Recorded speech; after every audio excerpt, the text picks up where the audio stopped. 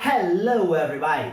Bem-vindos a mais um vídeo de inglês do professor Matheus aqui no canal da EasyComp Atibaia. Let's do it!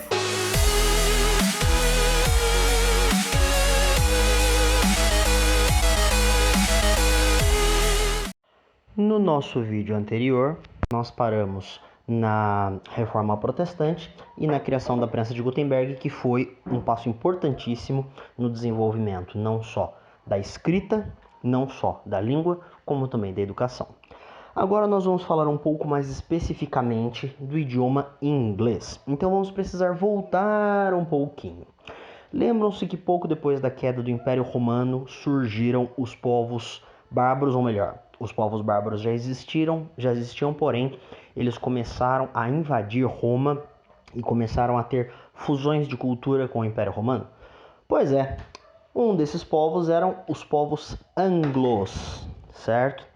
E esses povos anglos, que eram um povo germano, ou seja, um povo bárbaro, eles se fundiram com outros povos germanos e fundaram a Alemanha, e se fundiram na Inglaterra com os saxões e fundaram assim os primórdios do povo britânico, tá? Quem morava na Inglaterra nessa época eram os pictos, os celtas e alguns outros povos.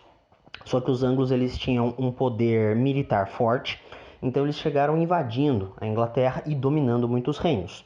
E da fusão do povo anglo com o povo saxão surgiu a fusão anglo-saxônica, da onde surgiu o idioma inglês. O idioma inglês anglo-saxão, pessoal, esse chamado Old English, que seria inglês antigo ou inglês velho, ele não tem quase nada a ver com o inglês que nós temos hoje. Era uma língua bem gutural, tá? Ela tinha umas pitadinhas de Old Norse, que era a língua dos vikings, né? E ela foi se moldando. Então nós temos três tipos de inglês. O Old English, que é o inglês antigo, o Middle English, que vamos ver agora, que é o inglês intermediário, e o Modern English, que é o inglês moderno, que é o inglês falado hoje. Então, no século V, temos o começo da língua anglo-saxônica, que seria o Old English, tá? E depois, por volta do ano 1100, nós temos o início da conquista normanda sobre a Inglaterra. Normandia é um território da França atual, tá? E naquela época era um reino, o Reino Normando. A história é um pouquinho mais longa, mas vamos encurtar para sermos objetivos. Então, o que acontece? O povo normando começou uma das assim, lendárias históricas batalhas entre França e Inglaterra, tá? E aí o que aconteceu? Os normandos começaram a conquistar pedaços da Inglaterra e fundar reinos normandos. E na Normandia se falava um francês, né? Um francês ancestral, digamos assim. Então, para o Middle English, que seria o inglês intermediário, nós começamos a ter várias pitadas de francês, tá? Então, entre os anos de 1100 e os anos de 1500, né? 1100 mais ou menos até o ano de 1500. Então, durante esse período de 400 a 500 anos, nós temos o desenvolvimento do Middle English, que seria o inglês intermediário ou inglês médio, tá? Que daí sim está bem próximo do inglês que falamos hoje, tá? Misturou-se inglês com um pouquinho de francês e nós temos uma parcela bem grande do inglês que nós temos hoje, que falamos hoje. Depois do ano de 1500, nós iniciamos mais um período mundial muito importante, que é o período das grandes navegações. Por volta do século XIV, nós temos uma grande, não migração, mas um grande processo de conquista dos impérios e dos reinos europeus sobre outros impérios, sobre outros reinos, e nós temos uma necessidade de investimento nesse desenvolvimento, ok? Então o que acontece? Os reinos europeus começaram a ir para a Ásia para comprar especiarias, para fazer negócios e para trazer muito do que existia lá. Marco Polo, que era um italiano do século XII, foi para a China e relatou muitas riquezas no caminho até a China e no caminho de volta.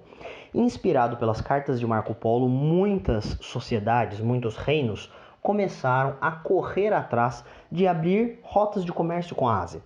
Porém, no meio do caminho, nós temos a Turquia, que naquela época, pós-Império Romano, fundou-se o Império Bizantino e ali era uma área muçulmana. E como nós sabemos, A Europa, depois de se fundir com os povos pagãos, né, quando Roma começou a se fundir com os povos pagãos, começou a tornar a Europa praticamente inteira católica. Como as duas religiões não se davam, e principalmente o povo da Turquia, do Império Muçulmano que existia ali, queria impedir o avanço tecnológico e o lucro que estava sendo gerado por esses reinos europeus nessas viagens à Ásia. O que aconteceu? Eles fecharam a rota por terra, ali na região da Turquia. Então, inicialmente, os reinos europeus começaram a descer para a África de navio, conquistar países africanos, territórios africanos e utilizar a África como ponte para ir para a Índia e para a China para fazer essas comercializações. Alguns estudos falam de lucros de 6.000% em cima dessas negociações. Então imaginem vocês, você comprar um tapete por R$1 e revendê-lo por R$6.000. Então o lucro era muito grande e era muito dinheiro para o desenvolvimento dos reinos. Então os reinos não queriam deixar de fazer esses comércios. Então, inicialmente, eles começaram a descer para a África e usar a África como ponte para a Ásia, tá? Só que o que aconteceu? Cada país europeu conquistou seu pedaço da África. E aí eles queriam impedir que os outros países também continuassem a sua rota e que também tivessem o seu lucro garantido. Isso começou a criar territórios dentro da África, sem falar que a própria dominação africana foi bem complicada, porque existiam tribos locais que impediam o desenvolver dessas novas conquistas. Então houveram muitas guerras dentro da África por conta da conquista europeia. Uma vez que a África estava praticamente toda subjugada, cada reino tomou o seu pedaço e começou a impedir que outros reinos continuassem. Com isso, nós temos a, entre aspas, colonização africana, que na verdade nada mais foi do que uma conquista bárbara, né? Uma conquista por forma de guerra. E é por essa razão que nós temos muitos países africanos que falam não seu idioma original, porém inglês, francês e outros idiomas, ok? Então essa é um pouquinho da história da conquista da África e do desenvolvimento, ou melhor, do desenvolvimento não, de como se espalhou vários idiomas europeus através da África. Esse foi mais um vídeo, pessoal, espero que tenham gostado e não se esqueçam, inscrevam-se no canal, ativem as notificações, compartilhem com os amigos e dê o seu like. E mais um detalhe, pessoal, agora nós temos uma página no Facebook para atender os alunos da EasyComp do curso de inglês, que é a página Matheus Waltingoger, que é a minha página de professor. Tentei colocar professor, mas infelizmente o Facebook não deixou, tá bom? Então, se você é aluno da EasyComp, entre lá, peça para adicionar como amigo dentro do Facebook, que nós vamos adicionar, e lá nós temos as nossas aulas através de live, tá? Só para vocês saberem os horários. Book 1, toda segunda-feira, 19 horas. Book 2, toda quarta-feira, às 19 horas. Fortins 1, toda quinta-feira, às 19 horas. E Fortins 2, todo sábado, às 19 horas. Beleza, pessoal? Não se esqueçam. Muito obrigado. Até logo e... Bye, bye!